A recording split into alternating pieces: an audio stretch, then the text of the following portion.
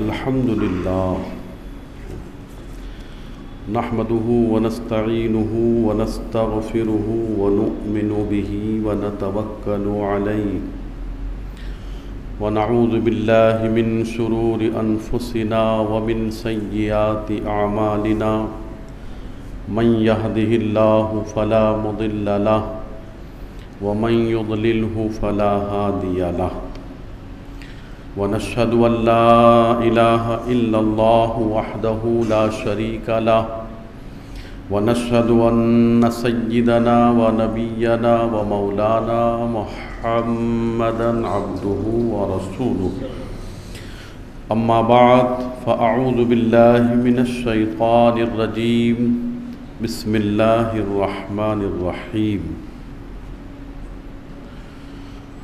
ألا إن أولياء الله لا خوف عليهم ولا هم يحزنون الذين آمنوا وكانوا يتقون صدق الله العظيم وصدق رسوله النبي الكريم ونحن على ذلك لمن الشاهدين والشاكرين والحمد لله رب العالمين۔ آئیے سب سے پہلے ہم اور آپ مل کر اپنے آقا و مولا حضور رحمت للعالمین شفیع المذنبین احمد مختار شفیع روز شمار ہم سب کے آقا و مولا جناب محمد الرسول اللہ صلی اللہ علیہ وسلم کی بارگاہ بے کس پناہ میں جھوم جھوم کر بآواز بلند درود و سلام کا نذرانہ پیش کریں۔ صلی اللہ علی النبی الامی و آلہ صلی اللہ علیہ وسلم صلاۃ و سلاما علیک یا رسول اللہ صلی اللہ تعالی علیہ وسلم۔ آج محدث گجرات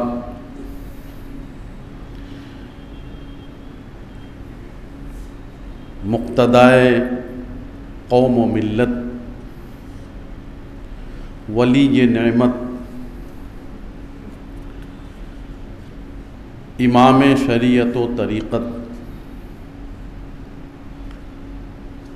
حضرت شاہ وجیہ الدین علوی گجراتی رحمۃ اللہ تعالی علیہ کا سندل شریف، جن کا مزار پرانوار یہاں سے چند قدم دور اپنی برکتیں لٹا رہا ہے۔ اللہ کا بڑا کرم اور اس کے پیارے محبوب صلی اللہ علیہ وسلم کی خصوصی نظر رحمت ہمارے اس ملک ہندوستان پر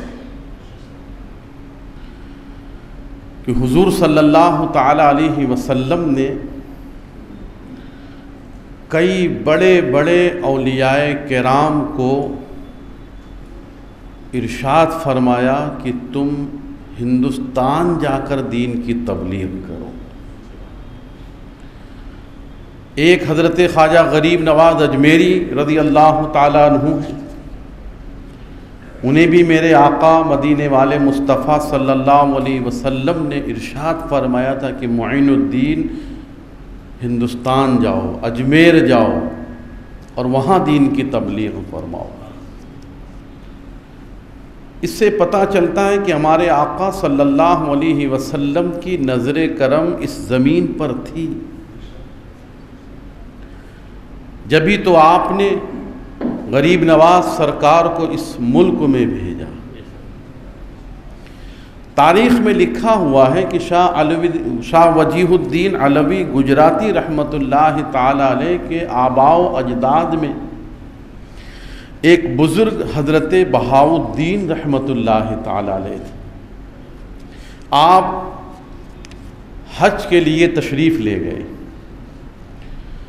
خانہ کعبہ کا طواف کر رہے تھے، آخری چکر تھا۔ دوران طواف غیب سے ایک آواز آتی ہے کہ بہاؤالدین حج کے ارکان پورے کرنے کے بعد آپ کو دین کی تبلیغ کے لیے ہندوستان جانا، اور ہندوستان میں جس جگہ کا انتخاب میرے آقا صلی اللہ علیہ وسلم نے فرمایا وہ گجرات کی جگہ تھی۔ تو آپ کے آباء و اجداد، آپ کے باپ دادا صدیوں پہلے تقریباً 799 ہجری میں اس گجرات میں ورم گام کے قریب ایک پاٹری گاؤں ہے، وہاں تشریف لائے تھے۔ وہاں پر آپ کے آباء و اجداد رہے، اور اس کے بعد پھر دن گزرتے گئے اور آپ کے آباء و اجداد، آپ کے باپ دادا اس وقت کی حکومت کے بڑے اونچے عہدوں پر فائز تھے۔ اللہ تعالیٰ نے اس خاندان کو ایک طرف سے مذہبی خاندان بھی بنایا تھا، اور دنیاوی اعتبار سے بھی اس خاندان کو بڑا اونچا رتبہ اللہ نے عطا فرمایا تھا۔ ایک طرف آپ کے گھر میں آپ کے باپ دادا اگر عالم تھے، فاضل تھے، حافظ تھے، محدث اور مفتی تھے، تو دوسری طرف آپ ہی کے خاندان میں حکومت میں کوئی جج تھا تو کوئی گورنر تھا اور کوئی عہدے پر فائز تھا۔ غرض کی اللہ تبارک و تعالیٰ نے اس خاندان کو دین و دنیا کے فیوز و برکات کا منبع بنایا تھا۔ حضرت شاہ وجیہ الدین علوی گجراتی رحمۃ اللہ تعالی علیہ محرم الحرام کے مہینے میں پیدا ہوئے آپ محرم الحرام کے مہینے میں، اور محرم ہی کی آخری تاریخوں میں آپ نے اس دنیا سے پردہ فرمایا۔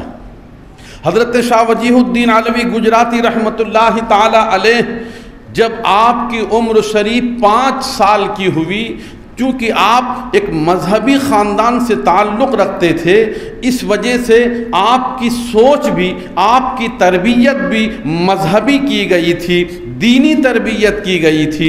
اس لیے سب سے پہلے آپ کے والدین نے آپ کو مدرسے میں قرآن پاک کی ناظرہ تعلیم دی، اور یہ تعلیم آپ کے والد ماجد ہی نے آپ کو عطا فرمائی۔ 5 سال کی ننھی سی عمر میں شاہ وجیہ الدین قرآن پاک کا ناظرہ مکمل کرتے ہیں، اور 7 سال کی چھوٹی سی عمر میں آپ حافظ قرآن بن جاتے ہیں۔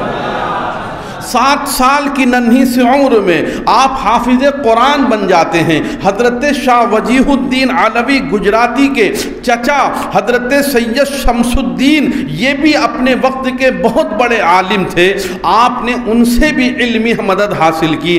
آپ کے ماموں حضرت ابو القاسم بھی وقت کے بہت بڑے محدث تھے۔ شاہ وجیہ الدین علوی گجراتی نے اپنے ماموں جان سے بھی علم حدیث پڑھا۔ اور اے اسلامی بھائیوں، اے حضرت شاہ وجیہ الدین سے محبت کرنے والوں، خوش ہو جاؤ کہ 15 سال کی ننھی سی عمر میں شاہ وجیہ الدین عالم دین بن جایا کرتے ہیں، عالم دین بن جاتے ہیں۔ اتنی سی عمر میں حافظ ہو جانا، عالم بن جانا، یہ بتا رہا ہے کہ اللہ تبارک و تعالیٰ کی بارگاہ سے آپ کو دین کی تبلیغ کے لیے چنا گیا ہے۔ یہی وجہ ہے کہ بچپن ہی سے آپ کے اندر وہ خصوصیتیں اور وہ کمالات نظر آ رہے تھے جس سے دنیا جان رہی تھی کہ یہی بچہ آگے چل کر ایک وقت علم دین جو ہے اس دنیا میں عام کرے گا، اور نہ جانے کتنے لوگ اس کی بارگاہ سے علم دین حاصل کریں گے۔ حضرت شاہ وجیہ الدین علوی گجراتی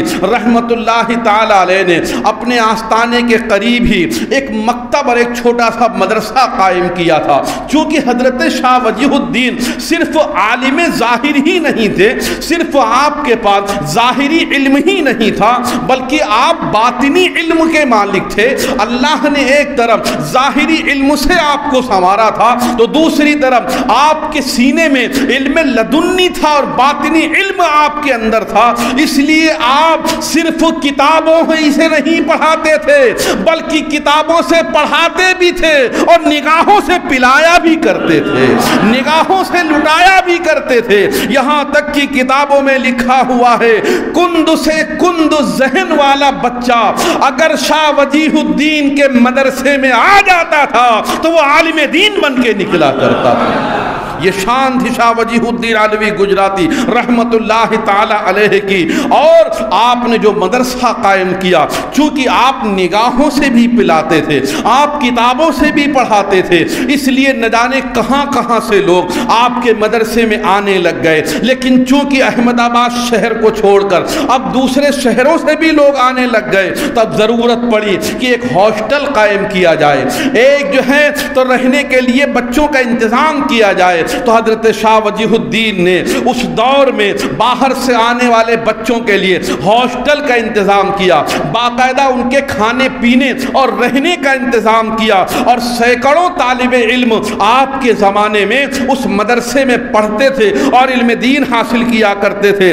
70 سال کی عمر تک حضرت شاہ وجیہ الدین اس مسند پر بیٹھ کر علم دین حاصل کراتے رہے، اور آپ کے فیوز و برکات سے دنیا مالا مال ہوتی رہی۔ 70 سال کی عمر ہو گئی، ظاہر بات ہے پڑھاتے پڑھاتے 70 سال جب ہو گئے تب آپ نے سوچا میں کچھ آرام کر لوں۔ آپ کی صحبت سے بہت سارے لوگ عالم بن گئے تھے، بہت سارے فاضل ہو گئے تھے، بہت سارے مفتی اور محدث بن گئے تھے۔ آپ نے بہترین اپنے شاگردوں کو بنا دیا تھا جو آپ کی غیر موجودگی میں بہترین انداز میں مدرسہ چلا سکتے تھے۔ اس لیے آپ نے اپنے مریدوں اور اپنے خادموں اور اپنے شاگردوں کو مدرسہ سونپ دیا اور ارشاد فرمایا اب میں بوڑھا ہو گیا ہوں، اب میں نگرانی کروں گا، تم پڑھاؤ، تم سب مدرسے کو بہترین انداز میں چلاؤ۔ سبحان اللہ۔ رحمت عالم جناب محمد الرسول اللہ صلی اللہ تعالی علیہ وسلم ایک دن خواب میں تشریف لاتے ہیں اور ارشاد فرماتے ہیں وجیہ الدین تمہارے باپ دادا کو ہم نے علم دین حاصل کرانے اور دنیا میں ہندوستان میں گجرات میں علم کا نور پھیلانے کے لیے بھیجا ہے، اس لیے تمہیں 70 سال کے بعد بھی آرام کرنے کی اجازت نہیں ہے۔ اٹھو اور علم دین حاصل کراؤ، اٹھو اور پڑھاؤ۔ رسول پاک صلی اللہ علیہ وسلم کے ارشاد پر حضرت شاہ وجیہ الدین زندگی کی آخری سانس تک مدرسے میں پڑھانے لگ گئے۔ زندگی کی آخری سانس تک آپ پڑھاتے رہ گئے۔ کیوں؟ کیونکہ میرے آقا نے فرمایا، رحمت عالم نے فرمایا، آمنہ کے لال نے ارشاد فرمایا تھا۔ اس لیے اب آپ نے اپنا بڑھاپا نہیں دیکھا، اب آپ نے کمزوری نہیں دیکھی، بلکہ آقا کے ارشاد پر اپنا سب کچھ قربان کر دیا۔ یہاں تک کہ حضرت شاہ وجیہ الدین علوی گجراتی رحمت اللہ تعالی علیہ کے اس چھوٹے سے مدرسے سے ہزاروں لوگ عالم اور فاضل بن کر ہندوستان کے مختلف علاقوں میں پھیلے، اور انہوں نے بڑی شان بان کے ساتھ علم دین کا پرچم بلند فرمایا۔ حضرت شاہ وجیہ الدین علوی گجراتی رحمت اللہ تعالی علیہ یقیناً عالم دین تھے، اپنے وقت کے بڑے محدث تھے، اپنے وقت کے جلیل القدر ولی کامل میں آپ کا شمار ہوتا تھا۔ آپ بہت بڑے ولی بھی تھے، بہت بڑے عالم بھی تھے۔ اب جب انسان ولایت کے اعلیٰ درجے پر فائز ہوتا ہے تو اس کی نگاہوں کا فیضان بھی بڑھ جاتا ہے، اس کے سینے میں جو علم کا نور ہے وہ علم کا نور دوسروں کے نور کو جو ہے دوسروں کے سینوں کو روشن کرنے لگتا ہے۔ لیکن حضرت شاہ وجیہ الدین علوی گجراتی رحمت اللہ تعالی علیہ کو ایک فکر لاحق ہوئی۔ پیارے اسلامی بھائیوں، وہ کیا فکر لاحق ہوئی وہ میں آپ کی طرف بڑھانا چاہتا ہوں، ان کی فکر، اور آپ غور فرمائیں کیا وہ فکر ہماری ہے؟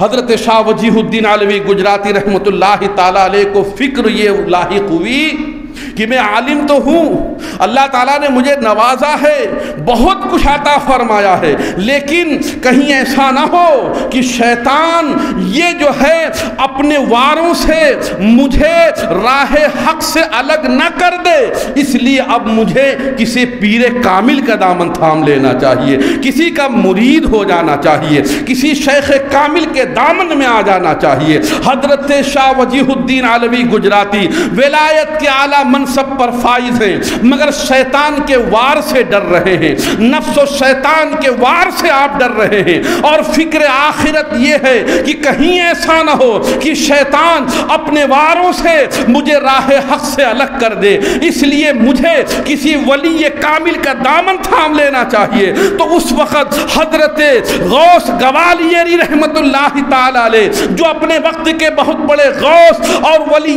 کامل تھے، شاہ وجیہ الدین جلیل القدر عالم اور ولی کامل ہونے کے بعد بھی غوث گوالیری کے مرید بن جایا کرتے۔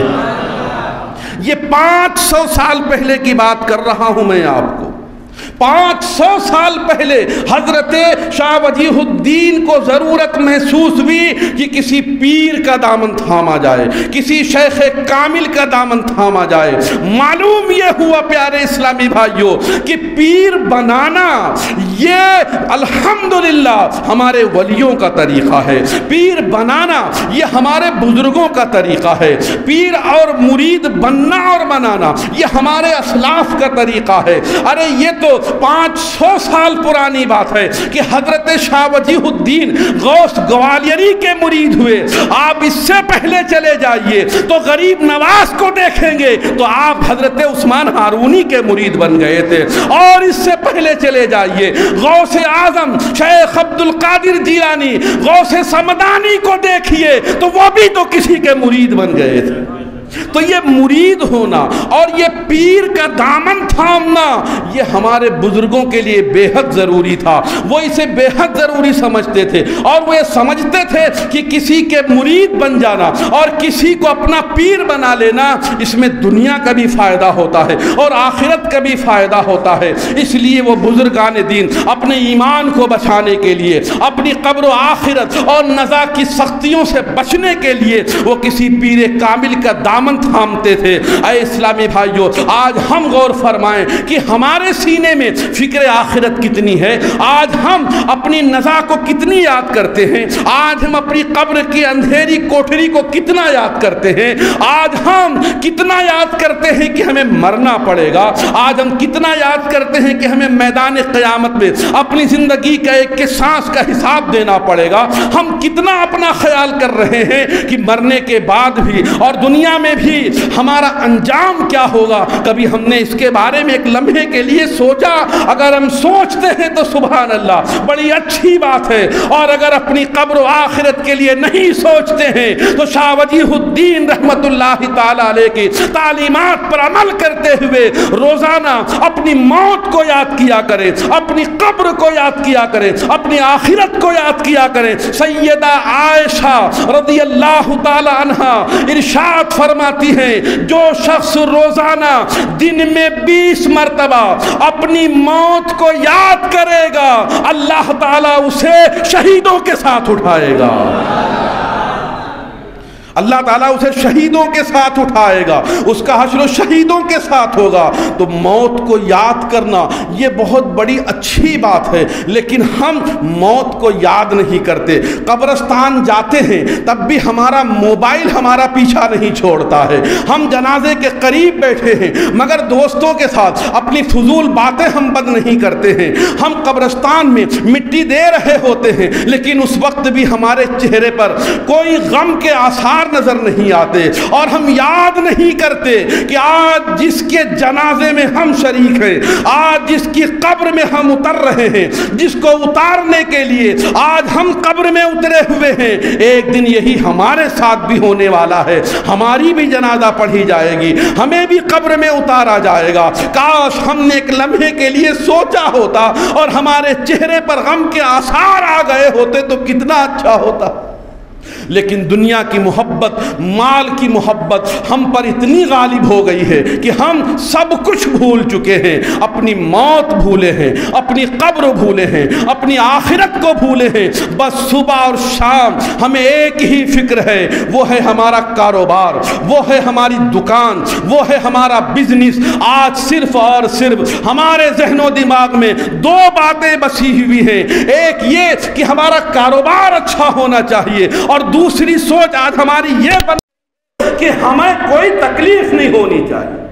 آج ہمارا ذہن یہی بنا ہوا ہے کہ بس دو باتیں ہمارے اندر ہونی چاہیے، ایک کاروبار اچھا ہو اور ایک صحت و تندرستی بالکل اچھی ہو. ہمیں کوئی تکلیف نہیں ہونی چاہیے، ہمیں کوئی کھانسی بھی نہیں آنی چاہیے، ہمارا سر بھی نہیں دکھنا چاہیے. اور حالانکہ ہم سب کچھ کریں گے لیکن نماز نہیں پڑھیں گے، ہم روزے نہیں رکھیں گے، ہم قرآن نہیں پڑھیں گے، ہم اپنے ماں باپ کا ادب نہیں کریں گے، ماں باپ کی خدمت نہیں کریں گے. صبح نکلیں گے تو ماں باپ کو جھڑک کے نکلیں گے، ان کے ہاتھ چوم کر گھر سے نہیں نکلیں گے. ہمارا حال بڑا عجیب ہے. ہم کام وہ کرتے ہیں جس سے ہماری روزی میں برکت ختم ہو جائے، ہم کام وہ کرتے ہیں جس سے دکھ اور مصیبتیں ہمارے سامنے آئے، اور سب کچھ مصیبتوں اور آفتیں آنے والے کام کرتے ہیں اور سوچتے ہیں کہ کوئی آفت نہیں آنی چاہیے. آپ قرآن پڑھیے، آپ حدیث پڑھیے تو پتہ چلے گا کہ ہمارے اسلاف، ہمارے بزرگان دین رحمہم اللہ المبین کی کیا سوچ ہوتی تھی. اللہ اکبر. بزرگان دین کی تاریخ پڑھیں تو آپ کو حیرت ہوگی. اگر کوئی مصیبت آتی تھی، معاشرے میں کوئی تکلیف آتی تھی، کوئی عام وبا آتی تھی، عام بیماری آتی تھی، تو اللہ والے اپنے گھر میں بیٹھ کر روتے تھے، اپنی خانقاہ بند کر لیتے تھے، کسی سے ملتے نہیں تھے. لوگ کہتے تھے حضور یہ مصیبتیں، یہ آفتیں، یہ بلائیں آئی ہیں، آپ کیوں رو رہے ہیں؟ کہتے تھے، جواب دیتے تھے، میں یہ سمجھ رہا ہوں کہ یہ سب جو آفتیں آئی ہیں یہ میرے گناہوں کی سزا ہے. وہ یہ کہتے تھے یہ میرے گناہوں کی وجہ سے مصیبت آئی ہے. اولیاء کرام کہتے تھے یہ میری وجہ سے سب کچھ ہو رہا ہے، اس لیے میں چھپ کے بیٹھ کے رو رہا ہوں، اللہ کو کیا منہ دکھاؤں گا. حالانکہ وہ اللہ والے ہوتے تھے، وہ اللہ کے چاہنے والے ہوتے تھے، اللہ کو خوش کرنے والے ہوتے تھے، نمازوں کے پابند تھے، روزوں کے پابند تھے، نوافل کثرت سے پڑھنے والے تھے، سنتوں کے پابند تھے، شریعت کی ایک ایک بات پر عمل کرتے تھے. اللہ اس کے رسول کو ناراض کرنے والے کام نہیں کرتے تھے، لیکن جب مصیبت آتی تھی تو اپنے اوپر لے لیتے تھے. آج جب ہمارے اوپر کوئی مصیبت آتی ہے تو ہم کہتے ہیں ذرا دیکھو کسی نے کچھ کروا تو نہیں دیا ہے. آج ہمارا ذہن یہ ہو گیا، ذرا سے 2 دن دکان نہیں چلی، دیکھو کسی نے کچھ کروا تو نہیں دیا ہے. 4 دن طبیعت اچھی نہیں ہوئی، دیکھو کسی نے کچھ کروا تو نہیں دیا ہے. 2 دن ہمارے گھر میں اگر لڑائی جھگڑے ہو گئے، ذرا مولانا صاحب دیکھیے تو صحیح، کسی نے کوئی جادو وادو تو نہیں کروا دیا ہے. یعنی ہم گناہ کر رہے ہیں، نمازیں نہیں پڑھتے ہیں، روزے نہیں رکھتے ہیں، ہر وقت ہماری زبان پر گالی گلوچ ہے، ہر وقت ہماری زبان پر غیبت اور چغلی ہے، مسلمانوں کی دل آزاری ہے، حقوق اللہ کی پامالی ہے، حقوق العباد کی پامالی ہے. صبح سے شام تک گناہ پہ گناہ کر رہے ہیں، لیکن تصور نہیں جا رہا ہے کہ کہیں ایسا تو نہیں یہ ہمارے گناہوں کی وجہ سے ہو. گناہ کرنے کے بعد بھی گناہوں کا تصور نہیں ہے، بلکہ ہم سپلی اور جادو کی طرف جاتے ہیں. ہمارے اللہ والے یہ اولیاء کرام وہ ہوتے تھے جو گناہ کرتے بھی نہیں تھے، پھر بھی کہتے تھے یہ میرے گناہوں کی وجہ سے ہوا. کتنا فرق ہو گیا ہم میں. ہم یقیناً حضرت شاہ وجیہ الدین علوی گجراتی اور دیگر اولیاء کرام کو مانتے ہیں اور محبت کرتے ہیں اور ان کی نظر و نیاز کرتے ہیں. یقیناً یہ ایک اچھا کام ہے، یہ امر مستحسن ہے، اسے کرتے رہنا چاہیے. ہم مزاروں پر جائیں، یہ امر مستحسن ہے. ہم مزاروں پر جا کر وہاں پر چادر پھول کریں، یہ سب امر مستحب ہے. ان کے نام سے نظر و نیاز کریں، یہ سب اچھی باتیں ہیں. لیکن ان سے اچھی بات یہ ہے کہ ان کی بتائی ہوئی باتوں پر عمل کریں، ان کے نقش قدم پر چل کر زندگی گزاریں. یہ سب سے اچھی بات ہے. اس لیے ہم غور فرمائیں کہ شاہ وجیہ الدین علوی گجراتی کو اپنے ایمان کی فکر ہوئی، اپنی آخرت کی فکر ہوئی تو اللہ والوں کو تلاش کرنے نکل پڑے. اور ہم کتنے ایسے لوگ ہیں جو ہم میں سے مرید ہوں گے، اور اگر مرید ہیں تو ہم میں سے کتنے ایسے لوگ ہوں گے جو اپنی پیر کی باتوں پر عمل کرتے ہوں گے. پیارے اسلامی بھائیوں، شاہ وجیہ الدین علوی گجراتی کی تعلیمات رحمت پر عمل کیجئے، علم دین حاصل کیجئے، آپ عالم بنیے، حافظ بنیے، اپنے بچوں کو عالم دین بنائیے، اپنے بچوں کو حافظ قرآن بنائیے، تاکہ آپ کے لیے مغفرت کا کوئی سامان تو ہو جائے، آپ کے لیے کوئی آخرت کا میں نجات کا کوئی انتظام تو ہو جائے۔ ہم اپنے بچوں کو عالم دین اور حافظ قرآن بنائیں۔ شاہ وجیہ الدین علوی گجراتی رحمت اللہ تعالی علیہ کی سیرت طیبہ کا ایک اہم پہلو یہ تھا کہ آپ بڑے امین تھے، آپ بڑے صادق تھے، اور آپ کی امانت داری، آپ کی دیانت داری بڑی مشہور ہو گئی تھی کہ شاہ وجیہ الدین علوی کے پاس کوئی کچھ بھی امانت رکھ کے آ جائے، اگر برسوں کے بعد جاتا ہے تو حضرت شاہ وجیہ الدین کے بعد وہ اپنی امانتیں صحیح سلامت پاتا ہے۔ یہ بات بڑی مشہور ہو گئی تھی، تو دور دور سے لوگ شاہ وجیہ الدین علوی کے پاس اپنی امانتیں، اپنا مال سامان، اپنے سونے چاندی اور اپنے پیسے اور اپنے جائیداد کہیں جانا ہوتا تھا تو کسی اور کے پاس نہیں، شاہ وجیہ الدین کی خدمت میں رکھ کے جاتے تھے، اور ان کو یقین تھا کہ یہ وہ ذات ہے جو ہماری امانت میں خیانت نہیں کرے گی۔ سبحان اللہ، جب وہ برسوں کے بعد بھی امانت لینے کے لیے آپ کے پاس آتا تھا تو اس کی امانتیں جیسی تھیں ویسے ہی اسے مل جایا کرتی تھی۔